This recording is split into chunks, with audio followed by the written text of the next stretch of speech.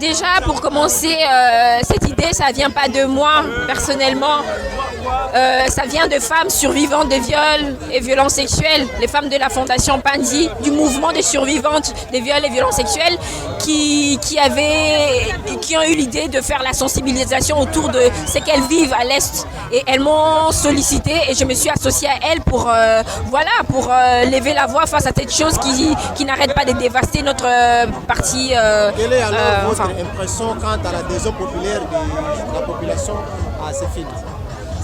En fait, les buts de ces films, ce n'est pas d'avoir l'adhésion forcément d'un public comme si on s'attendait à un public. Mais les problèmes, les buts dans ces films, c'est de faire connaître ce qui se passe. Parce que très souvent, on a l'impression que Goma, Bukavu, c'est trop loin.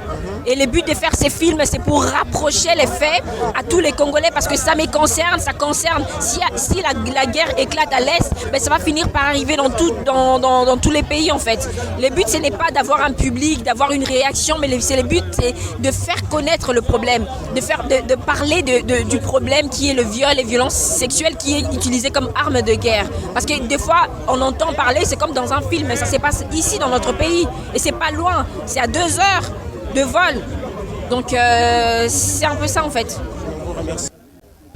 Alors, nous sommes une dynamique, nous nous sommes réunis avec plusieurs mouvements citoyens de la société civile.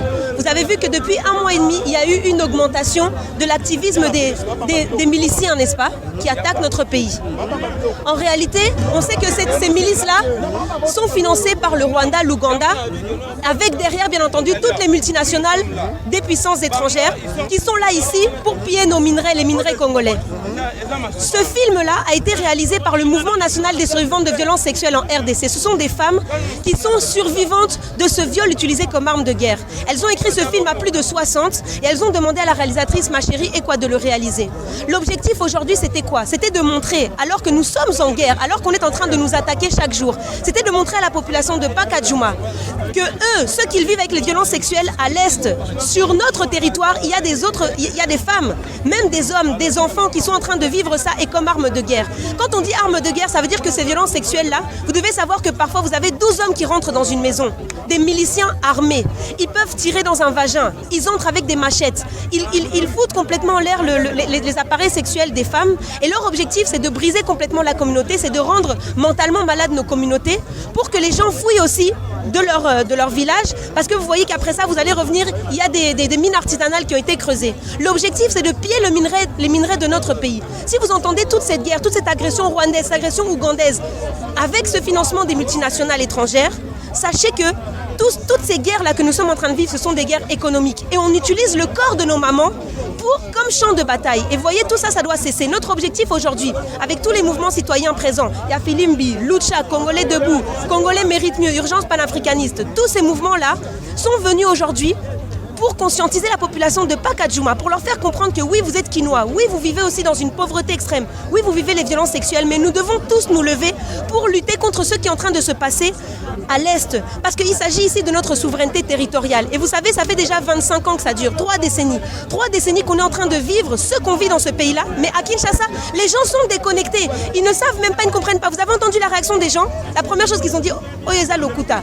Mais vous voyez, ça veut dire qu'ils ne peuvent pas imaginer que dans ce pays-ci, dans leur pays, dans notre pays, le Congo, il y a une partie de ce pays-là qui subit de telles violences. Ils n'imaginent pas. Le message est très clair.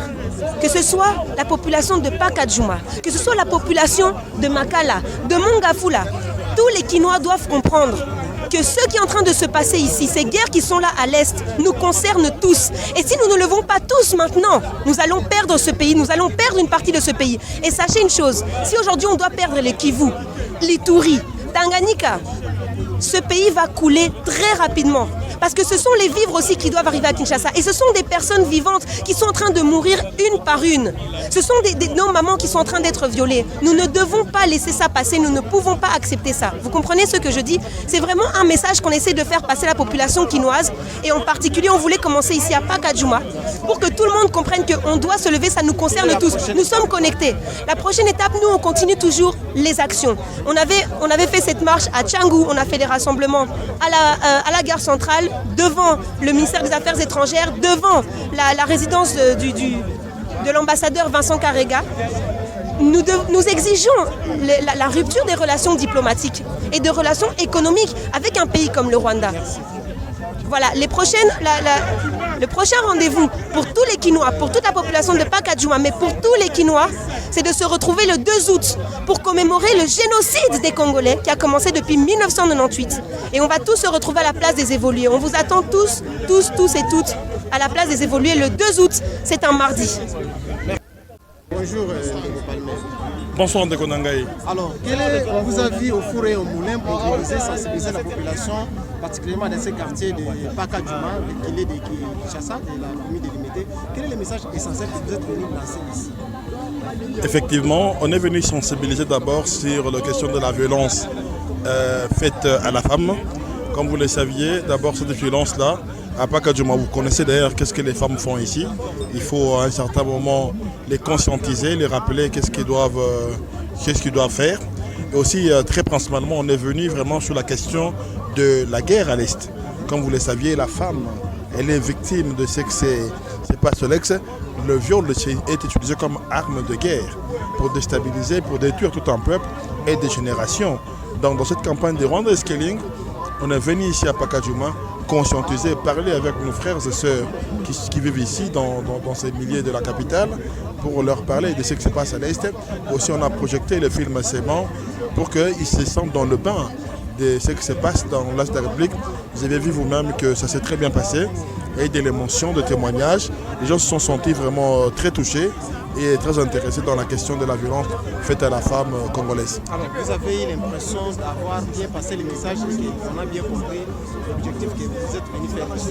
Je pense que c'est vraiment la toute première à la cité, donc dans le milieu rural où vive la population. Je pense que c'est la première, mais ce n'est pas la dernière. Je pense que le 2 août plutôt, on est à la place des évolués. Et puis on va continuer, on a prévu pour être à Massina, à Ndjili, à Selemba ou partout dans la République, avant de voyager pour Kassika, où on va encore commémorer le 10 septembre le martyr et les victimes de l'Est, de cette barbarie que Kagame nous a imposée près de 20 ans. C'est à moi de vous remercier. Jean-Paul Molaba, bonsoir. Bonsoir, Paul-Étienne. Pourquoi la Loucha s'est impliquée pour venir donner les messages de ces films qu'on a projetés?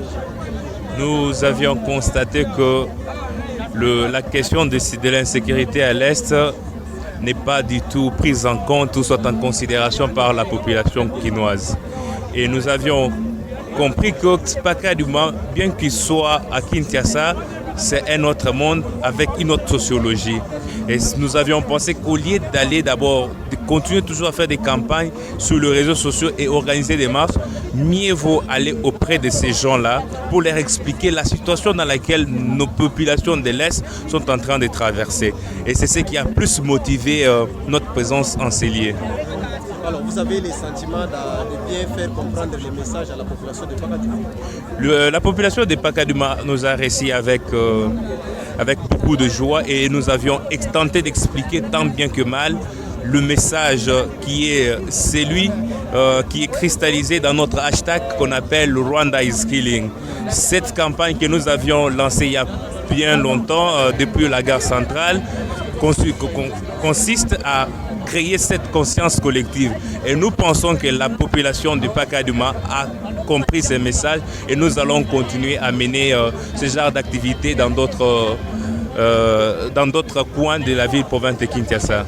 Quel est le prochain coin que vous allez cibler prochainement? Ça sera quelle date? Il y a une manifestation en gestation, mais ça va se passer au niveau de la place des évolués. Et ça sera en prélude de la commémoration du massacre de Béni, donc de la partie Est.